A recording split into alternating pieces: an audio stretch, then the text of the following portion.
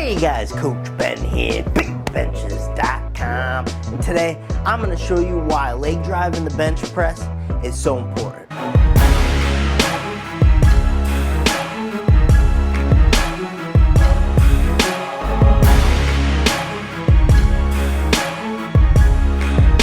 So when it comes to leg drive, again, it's more so your ability to hold position. That is the main thing that we are after. And I'm going to show you the differences here with different leg positions if we have that leg drive compared to if we don't.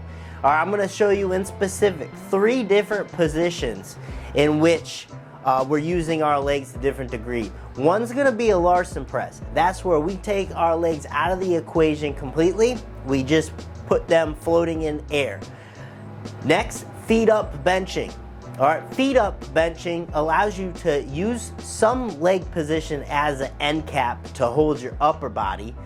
And then we're also going to go into a full setup with full leg drive, and you can see the differences. I really want to specifically point out the differences in my positioning, where you see my chest level at, because that's going to play a huge role in how far I have to press the bar, being able to load the lats effectively.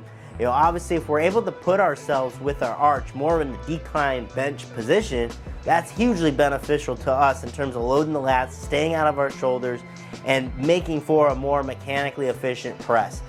Because again, decline pressing is going to be our strongest press position. So we're trying to get into that as much as possible with a good arch, and we need our legs for that. So first off, I'm going to show you Larson press. So when it comes to leg drive, you have to think of the legs as an end cap to our positioning. All right, if I'm able to put all my pressure and weight up onto my traps, what's holding me there is the push from my legs. If I was to stop pushing from my legs, I immediately will collapse down. And even if it's that little bit, that makes all the difference. Okay, so again, the legs, pushing with the legs is that end cap. Okay, if I don't have that, I collapse in positioning. There's no way around that. There's no way I can eliminate my legs and still have the same pressure put back on my traps and the positioning I gain from that. There's just no way you can do that. The 3 positions that I want to show you guys is 1, a Larson press. So with a Larson press, typically you'll see athletes get into a good tight setup as much as possible. Hips come down, but again, legs have to go out completely. So it gives us 0 end cap to hold that weight back there on our traps. So our legs come out, a lot more pressure now on my hips. As before, I'm able to drive all that pressure up towards my traps.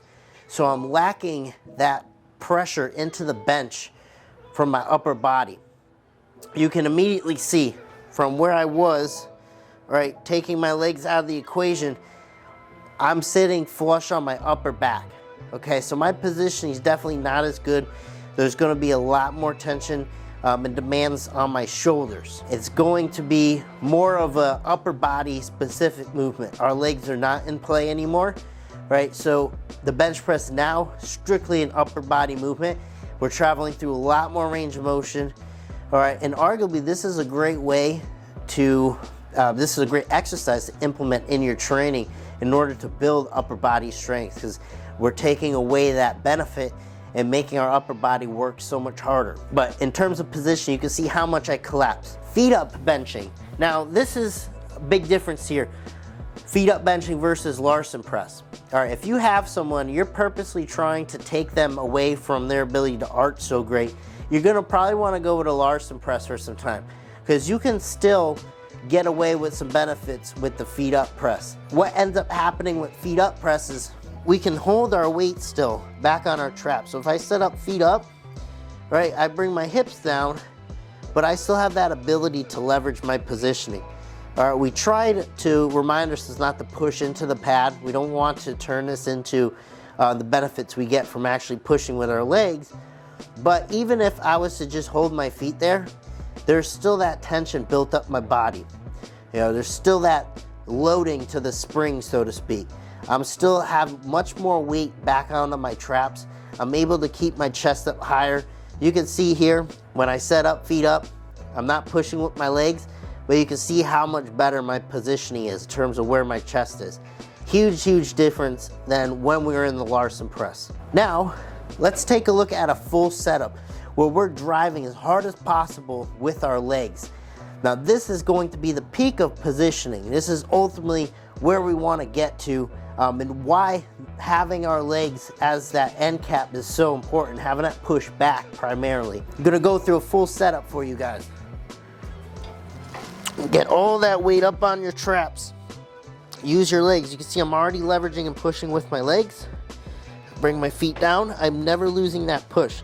I'm constantly keeping that leg drive to get my weight on my traps. Now, look at this positioning. Butt still in contact with the pad. Everything is regulation. All my weight is strictly up towards my traps, my neck. Positioning, 100 times better. So different. And that's just using the legs as that end cap. Constantly pushing back, not trying to time leg drive, just constant push back. So I'm hoping from this video you guys see how beneficial having that leg drive is in terms of where you're positioned, and how we can go from full setup positioning to feet up benching to Larson pressing. 3 different scales of leg drive in which we can utilize in our training to our benefit. And a great way I like to do this, early off-season training, take someone out of their ability to arch, do more Larson pressing. It fits what we're trying to do, hypertrophy work, longer range of motion, make training harder. Next, we can actually use feet up benching as a progression because it gives us that end cap.